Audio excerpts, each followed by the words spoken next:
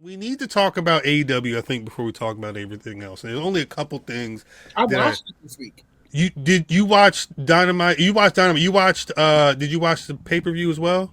I couldn't see all of the pay per view. Um, Ricochet looked good. He was giving cakes. I'm like, thank you for wearing trunks again. He's back. He's rocking trunks. He's rocking drawers. Yeah, and I was here for it. He looked good. I was like, I didn't realize Ricochet was that caked up. Pause. But I don't I know if watched. you supposed to pause it if you meant it the way you meant Yeah, it.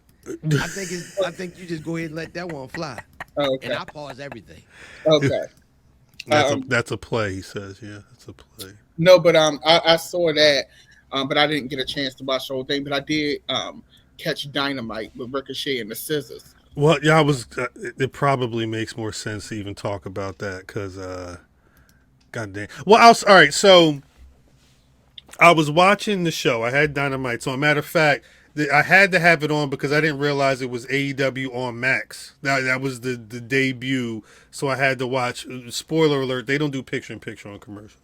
It's just commercials Or Max. on Max. Yeah, it That's was why at people was pissed off. it. I don't. There were People were some pissed off people. because there were commercials. There Period. were some people in my comments who were actually like, I would prefer to watch it with the picture in picture as opposed to the commercials, which makes sense to me.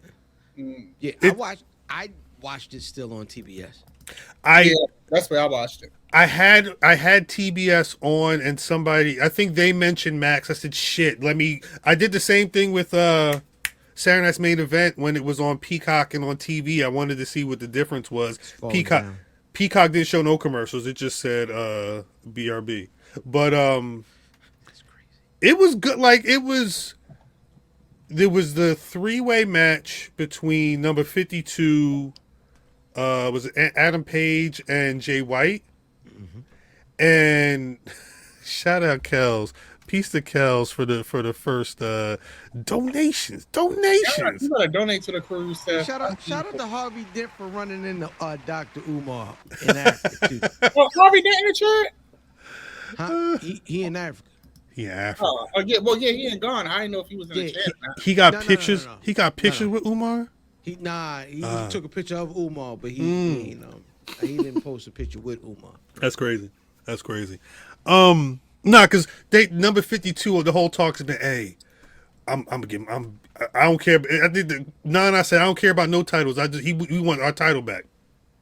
So I'm like, how the hell are they gonna get him out this match? Because I don't. It looked like it's about to be the Jay White story.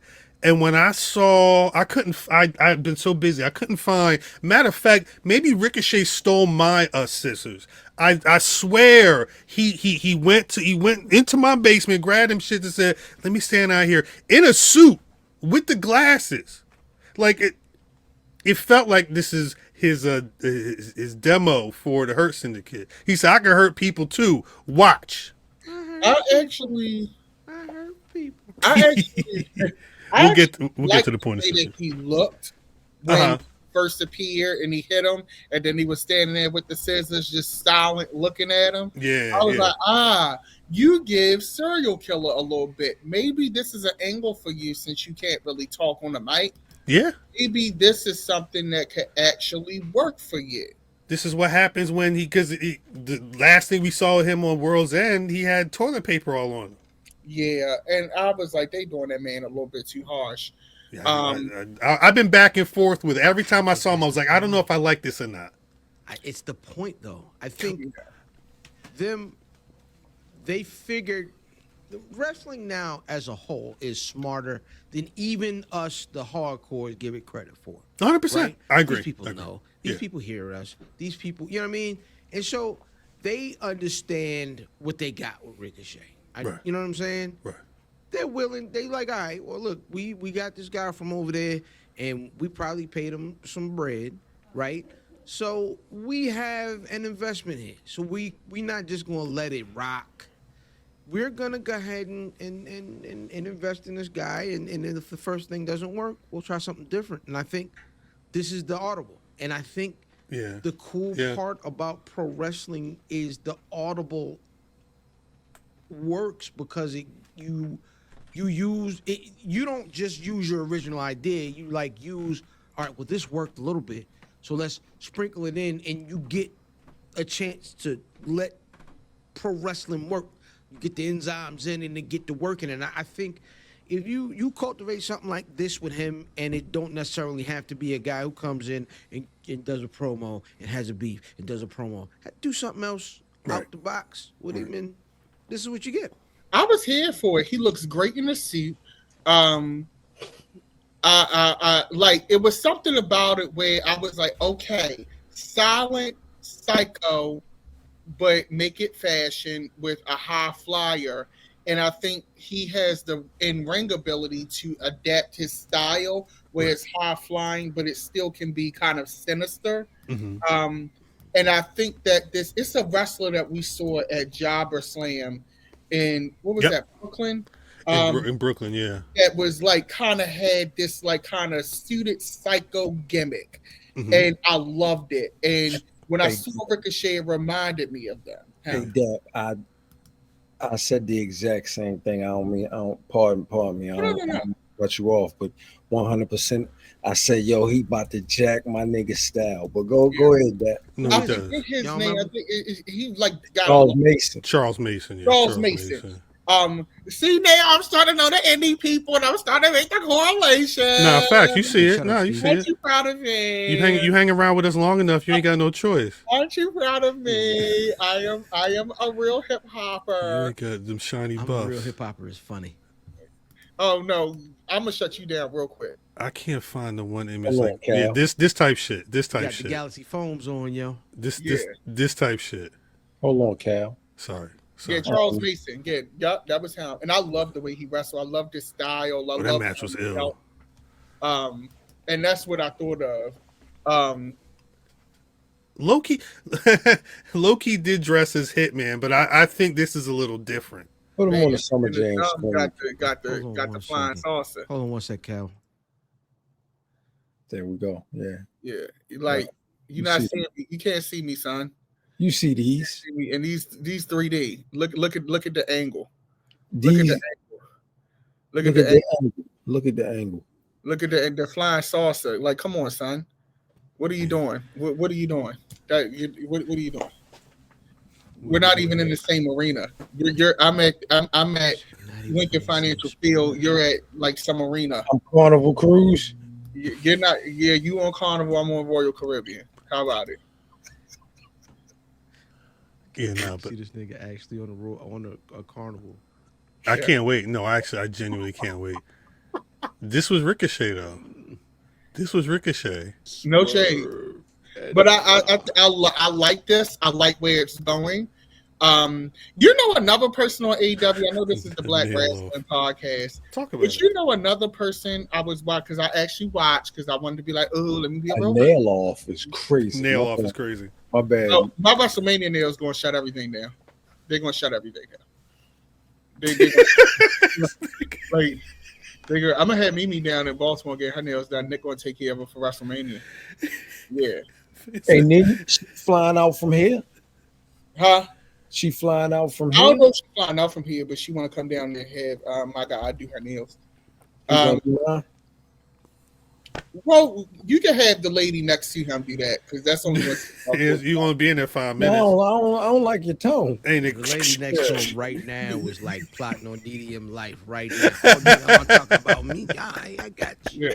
I'm gonna see this nigga. Wait. But the WrestleMania nails, I might have a 3D wrestling mat with like my nails last year for WrestleMania was crazy. But another person on AEW, she cut a promo, and I wasn't really here for her. I'm not gonna say I wasn't here from her, but I didn't care. But Mariah May cut a backstage promo. That was good.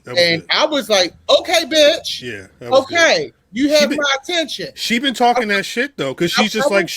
Shut up! We about to wrestle. That's all we talking about right now. I was like, okay. This little heifer knows what she been going to promo classes. She because I believed it. First of all, y'all know I have to believe it. This is facts. Right. I believed it. Yes. She had a swagger with her, and I was like, okay, bitch. If we can get more of this, and we get you up in garments, bitch, then we might be working with something. I don't know if that's going to happen. She been styling on niggas for a long time. I just noticed it. Maybe it's because I haven't been watching the programming. No, I wasn't. I don't mean in AEW. Okay. She just been good. She's been good, but Well, she's been but- silent for a while. But the thing is we're on she debuted this time last year in AEW. At that first show in Jersey, in 2024 was her first show. But she's only been held in that title 3 months, something like that. So yeah, it's been the transition to this title reign has really been. She was second. She played second fiddle for a long time. She did debut, but she was in a promotion for a minute before she actually. She was in Japan, right? Right. Yeah. Yeah, but I really enjoyed the promo. Mm-hmm. And I was like, it made me interested. I was like, okay, this little heifer, I'm here for. Okay, because you know usually I don't go up for blonde girls unless you Charlotte Flair. If you're not Flair, I don't go up for it. Well, Mariah May's good, and Mariah May likes to bleed. She ain't scared of none of that shit. That shit is crazy. Yeah, she not scared of being tough and rough. So nah, that's a good one. That's a good one to check out, DDM, for real. Hold on, he was talking to Tony Storm or Mariah May when he said, "Shut up, bitch." I don't know, but that was terrible. I thought I cringed when I saw that. So did I. I chuckled. Yeah, because it's so that like it's not. It's I don't know what's I going did on chuckle with as well. Shivani. It was still cringe. I did Like, chuckle as well. Like if you listen to Shivani is the most reckless thing on No TV. bullshit. He had that age. It's like he an old man. Yes. Like he just When say he had whatever. That lick that pussy, lick that pussy, lick that pussy. That's it. You don't remember that? But you know, I think the older people on wrestling, they at a point where they don't care anyway. Like with Arn Anderson and the Glock, I remember that was a thing. And Glock Anderson. Glock yeah, but I'll say this: I was entertained. Mm-hmm. I enjoyed the Hangman going up against I enjoyed the program, and it seems like they said, okay, we on Max now, we got to start Orange Cassidy. Did you peep the upgrade in like the hard cam was a little bit further back? It was further back. Yeah. It's tiny. You could see it. They're up. They're trying to make it look a little different for the new year. They got the Pointer Sisters. Yeah. Only thing I didn't like was I didn't care for the Julia Hart and Jamie Hayter match. Although Jamie Hayter looks amazing. Like that was a good look for her. She looks amazing. She shouldn't be losing. No, she should not. Like if here's my thing. If I'm booking the women's division, and let's say it's DDM, and we're on Max now, not only is Jamie Hayter a great wrestler, but she has a look that can translate through the lens and past just wrestling. I, for the life of me, and this is no shade to this young lady, do not see what they are seeing in Julia Hart. I just do not see like it. her. I do not see it like that lady. I just don't. It's like, and I feel like they're going to make her work, like how they made Liv Morgan work. But I do not see it for this young lady. Yeah. And like her losing to her just was like dumb to me. Like Julia was, I believe she was the woman that was holding the TBS title before. Mercedes beat her for that title, if I'm not mistaken. So, and then she was injured. I think she disappeared. I don't remember what. I think she got injured, and this is her just returning. But remember, like it was last year when they were like, hey, she got christened to be the one. It was a build up for her getting that title, and I think she was with the House of Black. She was with House of Black, but it was good. She had her whole hat was lighting up. She had her own little steed as a part of that group or whatever. But even when she was with House of Black, I didn't believe it. Like all of those guys, I believed. I just don't believe her. What was that situation? Malachi Black spit on her, and she went from a cheerleader to being corrupted. She had the miss. She had the eye. and then For a she, while, she was just standing there. yeah, stuck. Yeah, I just I saw Jamie. Jamie comes out, Julia um, Taker is funny. and I just was like, okay, Jamie, you look stunning. You have a great physique. You can wrestle well. You're British. Like, Right. why is this not a thing? Why this shit don't work? And I just was very I don't know. It just it didn't sit well with me, like personally. Speaking Yeah, of, she does had a Farrah Fawcett flips. I yes, honestly, it is. It's that hair. Yeah, it's that I hair. honestly thought that Hater and because Hater and Statlander were both two. I don't want to call them hosses, but they were two. They- For women, their They were statue, built. They're Yeah, bangers. Yeah. ladies, yeah. I thought that took away from it Mm. prior, and then Prior. when she came back looking completely different, I'm like, oh, she gone. Yeah. And she it's got just a look to not- her now. And that's not what they're doing. It's And not what they doing. I found that this is something I know that everybody can't be the person, but I think this is something that always confuses me with this promotion. Is that they'll have people who I think jump off of the lens, who I think are believable, who I think could really usher to this promotion into its next phase, and they won't push them. Mm. And I just like, and I'd be like, what? Like when I remember when Ethan Page was in AEW, and I was like, why do they keep having this man lose? And he goes to NXT and becomes a staple. And not only becomes a staple, but even though he took that belt off a Trick, I believed him and I enjoyed the reign the entire time. Well, and just like Jack's Packet said, like Ricky Starks is another example too. But I think it's the wrong place. Don't get Simp the fuck out of it. I don't agree with Ricky Starks. I don't agree. Ricky Starks is a different situation. Talk about it. Well, Ricky Starks has been like because so the one lie I keep seeing online about Ricky Starks is they say they don't see it in him, and I feel like they've always seen it with him, and he's always been put with the bigger people.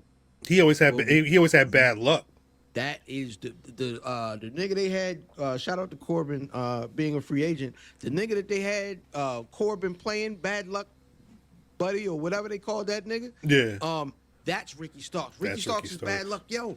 Yeah. It's injury, or other guy gets injury, or other guy beats up a little nigga and they couldn't put it on camera and show it on their show. And So they now he find the can't. guy. Now he ain't got a match.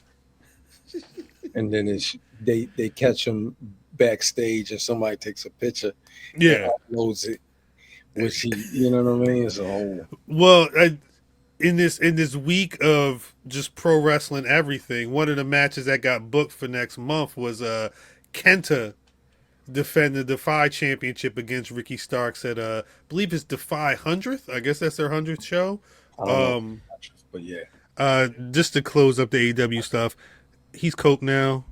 It's kind of weird. They called him Cope like 500 times during that the Dynamite broadcast. I guess that was his first match back, but that's Cope now.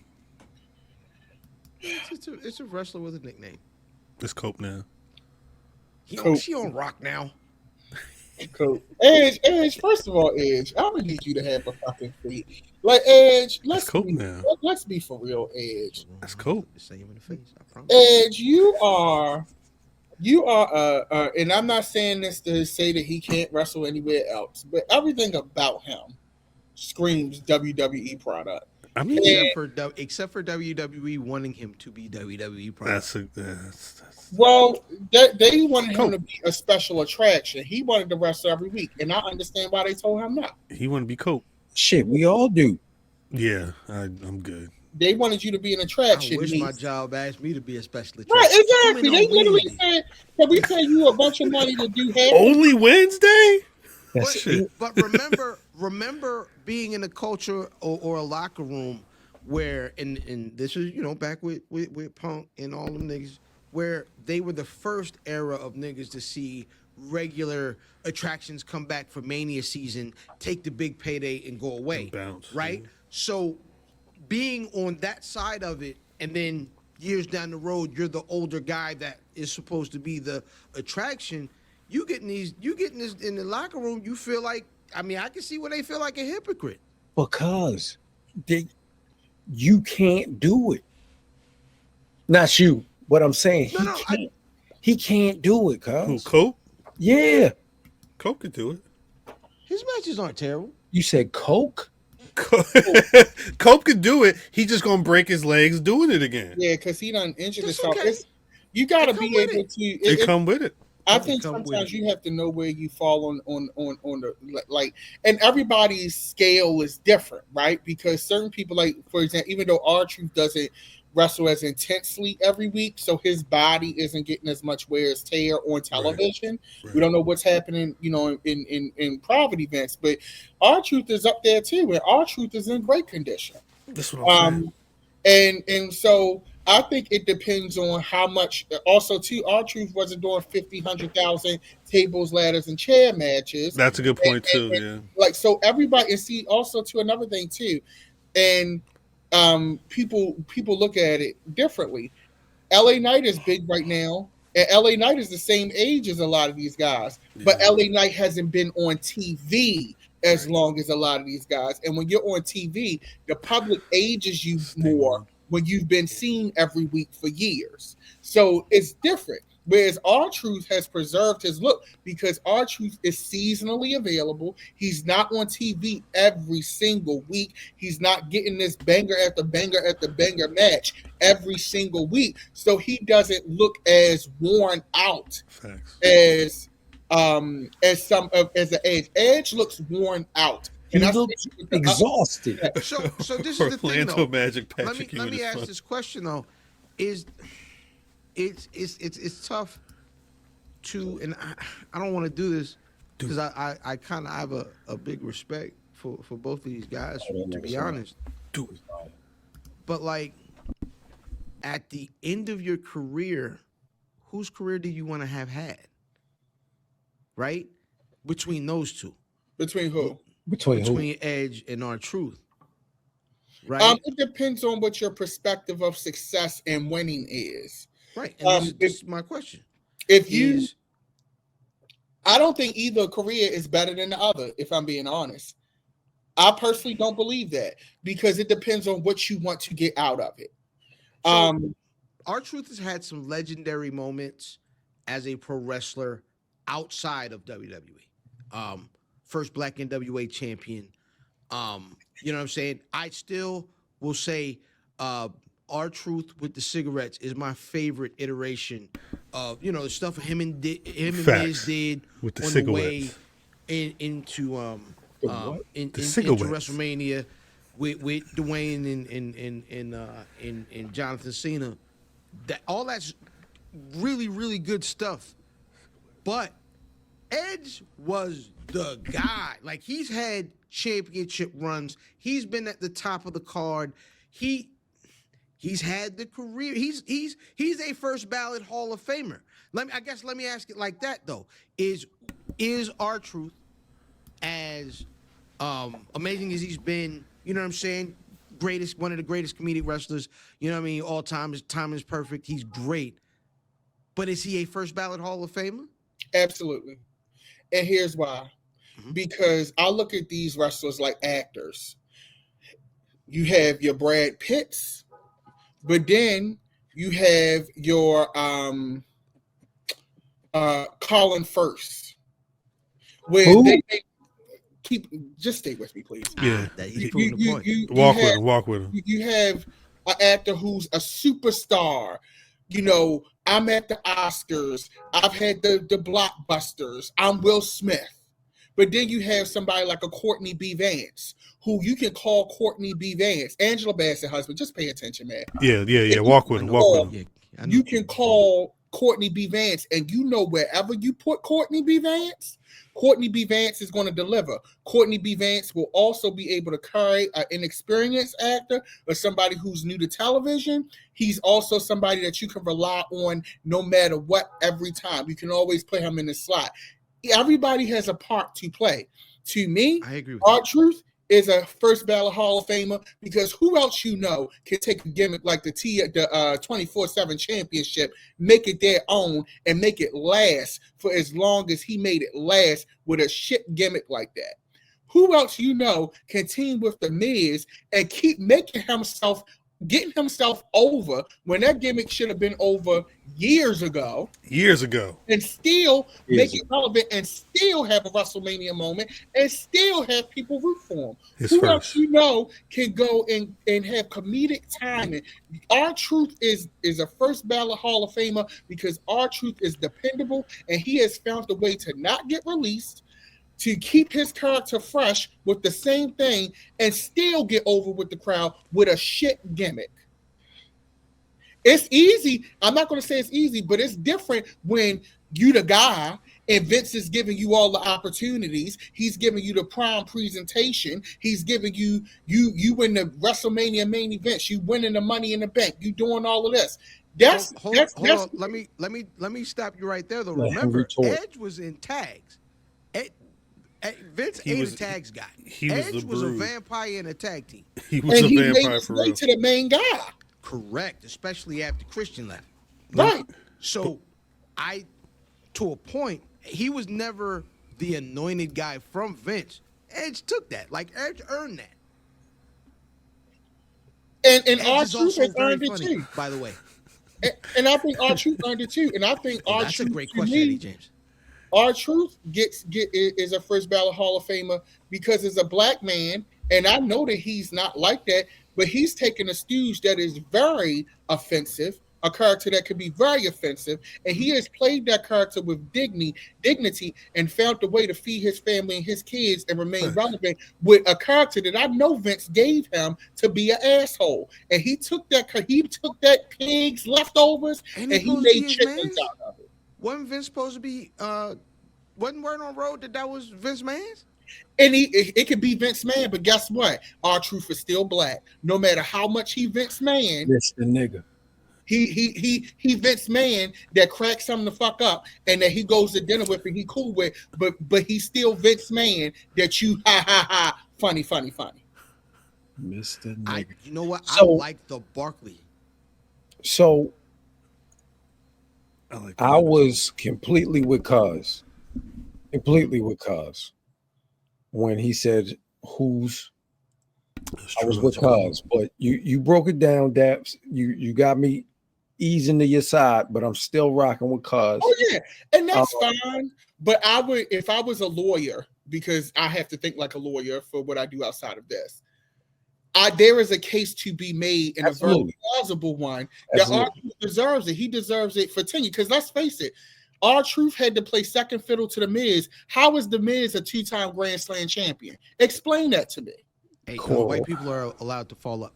Exactly. And he managed to make it in spite of. So, and he's a better wrestler. This is my argument here. Is what's make it. I think R-Truth has had a successful career. This is ceiling. But he just won his first. He just got a WrestleMania moment back in April. The other day. While I think R-Truth is a clear Hall of Famer, their difference is grand. I think yes, he's a Hall of Famer, but when I say first ballot Hall of Famer, there's no one sneezes at Edge getting in the day he retires because of just resume. They cried the day after he announced his retirement, like or when he went with the next. There's no disputing that. I'm just saying. There's no disputing that Edge is a first ballot Hall of Famer. But this is why I probably couldn't be on these committees because I'm looking at several factors when I look at Hall of Fame. I'm looking at tenure, I'm looking at resiliency, I'm looking at match quality, I'm looking at athleticism, I'm looking at the ability to endure. And when most wrestlers would have said, "Oh, I'm better than this, I'm leaving, I'm not doing this," R-Truth said, I'll continue to cash your check and I'll continue to be a stooge, but I'm going to be the best stooge that I can be, and I'm going to take this shit character and I'm going to put myself over with it. And he did, because let's face it, nobody else did better with that 24/7 title than him.